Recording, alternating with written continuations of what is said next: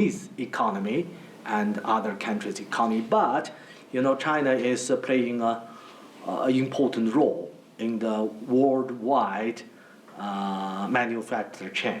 Akizungumza kwenye kikao na chama cha wahariri yani Editors Guild, Peng amesema mikakati kama vile nyongeza ya wahudumu wa afya zaidi ya 23,000 sawa na vituo viwili vya matibabu vilivyo na zaidi ya vitanda 2,600 imeendelea kupunguza makali ya kusambaa kwa maradhi hayo na haswa kwenye ngome kuu katika eneo la Wuhan.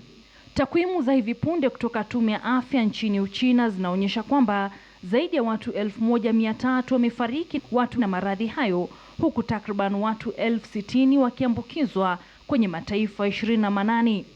My embassy, our Chinese government, myself, engaged with your government to promote Kenya's export to China. And we already make some progress. From the January 1st of 2020, under the very hard working, I don't want to take the credit only, but I can take some credit actually. Persuade Chinese government to reduce the tariff of frozen avocado, the tariff rate, from 30% to 7%.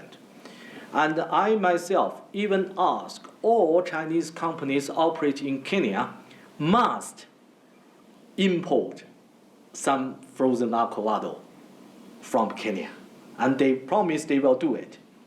Serikali kupitia balozi wa Kenya nchini Uchina Sara Serem amesisitiza kamwe haitaruhusu wa Kenya wanaoishi huko kurejea nyumbani. Kenya ingali haina vifaa mahususi vya kupima maradhi hayo. Kituo kikuu cha kutenga washukiwa ugonjwa huo kiko katika hospitali ya Mbagathi. Kwa sasa Wachina wote wanaorejea nchini kutoka China wametakiwa kujitenga kwa siku 14 hata kama hawataonyesha dalili zozote za maradhi ya corona. Sisili Wakesho Madhuva, KTN News.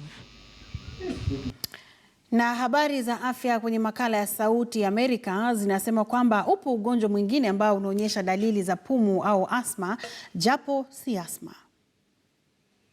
Michelle Skeldon aliendelea kupata dawa zenye nguvu za kutibu pumu, lakini aliendelea kukumbwa na tatizo la kupumua. Just to walk up maybe 5 steps. Ilikuwa shida hata kutembea kwa hatua 5. Ilikuwa vigumu sana kwangu kupumua. Baada ya Skeldon kuonyesha dalili hatari za pneumonia, daktari wake alimtaka kuonana na mtaalamu wa masuala ya tumbo. Tunachofanya ni kurudi nyuma kwenye historia ya mgonjwa na kujiuliza, je, kuna sababu iliyopelekea dalili za matatizo ya mapafu? Huenda ikawa sio pumu. Majaribio yaliyofanywa kwa Skeldon yalibainisha kuwa asidi katika tumbo lake ilikuwa inatoka kwenye njia ya kumezea chakula ambayo inaunganisha mdomo